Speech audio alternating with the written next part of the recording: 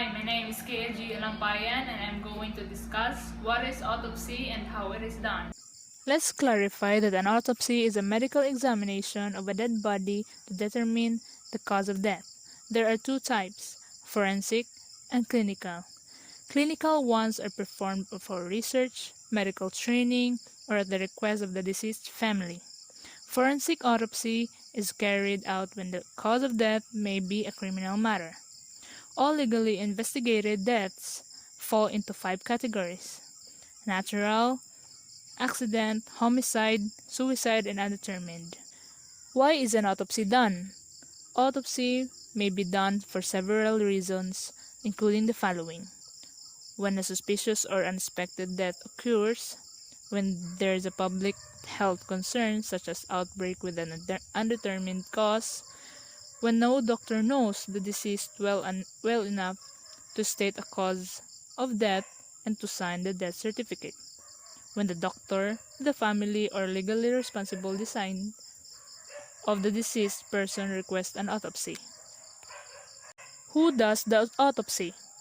Autopsies ordered by the state can be done by a county coroner, who is not necessarily a doctor. A medical examiner who does an autopsy is a doctor, usually a pathologist. Clinical autopsies are always done by a pathologist. How is an autopsy done? Autopsy procedures begin with the general and ends with the specific. First, a visual exam of the entire body is done, including the organs and internal structures. Then microscopic, chemical, and microbiological exam may be made of the organs, fluids, and tissues. All organs removed for the examination are weighed, and a section is preserved for processing into microscopic slides. A final report is made after all lab tests are complete. Autopsies may last 2 to 4 hours. The result of the lab test on samples of the body fluids and tissues may take a few weeks to be returned. When that examiner finally gets a hold of your cold body, here's what they'll do it. They gather information on you, your death, and your medical records. Then they record an external exam on your appearance.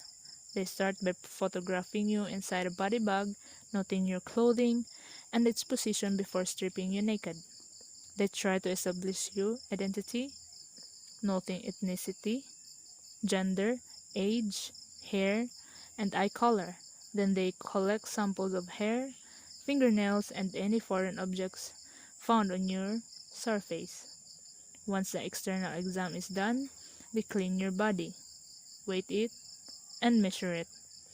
On the table, they replace a rubber body block under your back to make your chest protrude forward to arms and neck fall back. They makes it easier for the cutting. This interactive follows the human autopsy process from the start to finish, including external examination, internal examination, viewing the internal organs, removal of the organs, removing the brain, examining the organs, returning organs to the body, and sewing up the body. The first step in any forensic autopsy is the external examination of the body. The forensic pathologist performs a detailed external examination of the body. The results are recorded, and all physical characteristics are listed. You can select the chest, fingers, shoulder, legs, and elbows to find more about them. Let's start from autopsy table. The autopsy table is a waist-high or height-adjustable stainless steel table with the running water to facilitate washing away all the blood that is released during the procedure. The chest. The forensic pathologist will pay particular attention to the external examination in suspicious death, looking at the clothes or paying attention to any unusual smells or odors. The shoulder. The forensic pathologist will examine the skin for any abrasions, cuts, bruises, disgusting marks, or tattoos on the body. The elbow. The forensic pathologist will test for rigor mortis by bending the elbow and knees, or opening the jaw to see if they move or not. Next is the fingers. The forensic pathologist will look under the fingernails as valuable forensic information can be trapped there. And lastly, the leg. The forensic pathologist will look for any lividity or blood pooling to help determine the time since death. Next is the step 2, which is the internal examination. To expose the internal examination organs, the pathologist must open the body. The first cut, known as the Y incision, is made. The arms of the Y extend from the front of each shoulder to the bottom end of the breastbone. The tail of the Y extends from the sternum to the pubic bone and typically deviates to avoid the navel. The incision is very deep, extending to the rib cage on the chest and completely through abdominal wall below that. The skin from this cut is peeled back, with the top flap pulled over the face. Step 3. Viewing the internal organs. Following the Y incision, the ribs are sawn off to expose the internal organs. The external plate or an interior chest wall is cut away to expose the organs underneath. The name of each organs are lungs, heart, liver, stomach, large intestine, and small intestine. The step 4 is removing the organs. Each pathology service has its own autopsy technique. The most common way to remove the organs is known as the Rokitansky method. The Rokitansky method involves removing the body organ all at once. That is, the heart, lungs, liver, kidneys, and spleen, etc. are removed in one block and then dissected on the autopsy table.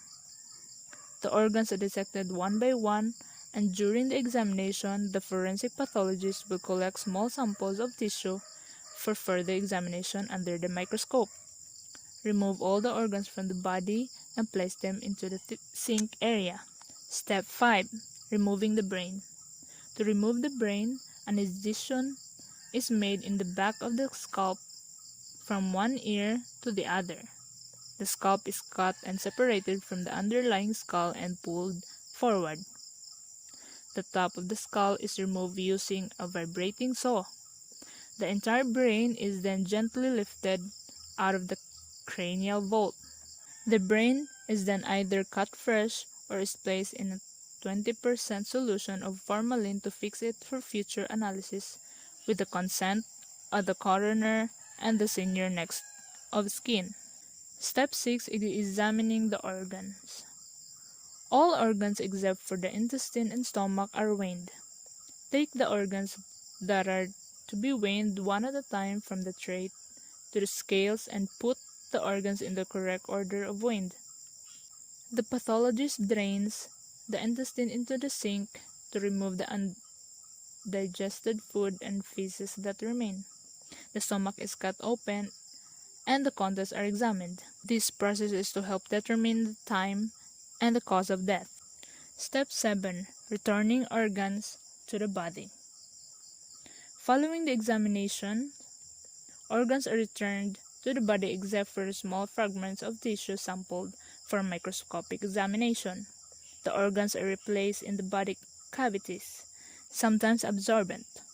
Filler materials is used to replace organs that are not returned.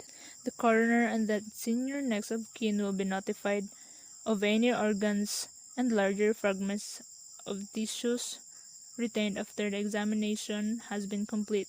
The senior next of kin is asked about preference to return these retained specimens to the body and respectfully disposal thereof after the investigation has been completed. Step 8. Sewing up the body. After the pathologist has finished the examination and the organs are returned to the body, the post-mortem technician will sew back up the body. Once the Y incision and the head are sewn up, the autopsy is complete. Stitching of the incision is like that on the baseball.